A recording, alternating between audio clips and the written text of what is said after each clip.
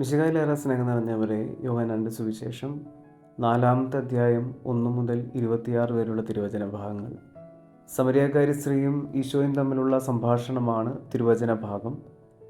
ഈശോയോട് സംസാരിക്കുന്ന സമരിയാക്കാരി സ്ത്രീ കിണറ്റിൽ നിന്നും വെള്ളം കോരാൻ വന്നവളാണ്. വെള്ളം കോരാൻ വന്ന സ്ത്രീയോട് ഈശോ പറയുകയാണ്, എന്നാൽ ഞാൻ നൽകുന്ന വെള്ളം കുടിക്കുന്നവന് പിന്നീട് ഒരിക്കലും ദാഹിക്കുകയില്ല. ഞാൻ നൽകുന്ന ജലം അവനിൽ നിത്യജീവനിലേക്ക് നിർഗളിക്കുന്ന അരുവിയാകും. അപ്പോൾ അവൾ പറഞ്ഞു, ആ ജലം എനിക്ക് തരിക, മേലിൽ എനിക്ക് ദാഹിക്കുകയില്ലല്ലോ. വെള്ളം കോരാൻ ഞാൻ ഇവിടെ വരികയും വേണ്ടല്ലോ.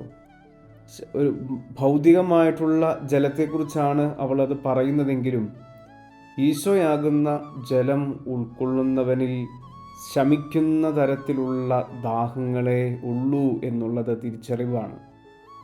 ഈശോയാകുന്ന ജലം ഉൾക്കൊള്ളുന്ന വ്യക്തികളോടുകൂടെ ദാഹങ്ങൾ ശമിക്കുന്നു എന്നുള്ളതാണ് സത്യം.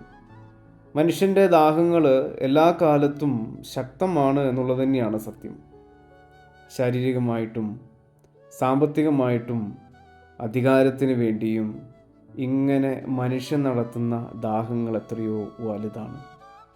എന്നാൽ ഈശോയാകുന്ന ദാഹം, ഈശോയാകുന്ന ജലം സ്വീകരിക്കുന്നതോടുകൂടെ ഈ ദാഹത്തിനെല്ലാം പരിസമാപ്തി കുറിക്കപ്പെടുകയാണ്.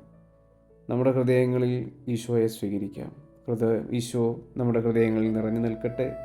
നമ്മുടെ ദാഹങ്ങൾ ശമിക്കപ്പെടട്ടെ. ഈശോയെ അനുഗ്രഹിക്കണമേ.